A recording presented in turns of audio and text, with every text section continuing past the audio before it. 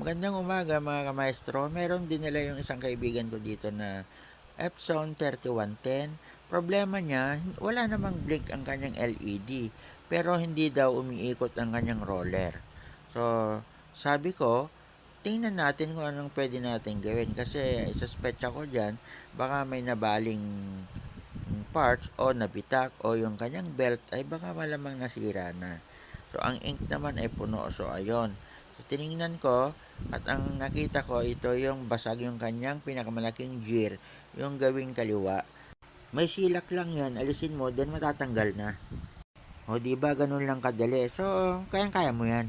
And pinalitan lang, in-order ko lang sa Shopee ang kanyang pyesa. So, ayun, pwede na, umiikot na uli. So, ganyan lang kadali. Pwede mo namang i-DIY para makatipid ka, o, di ba? Malaking tipid na yan sa babayaran mo. Okay.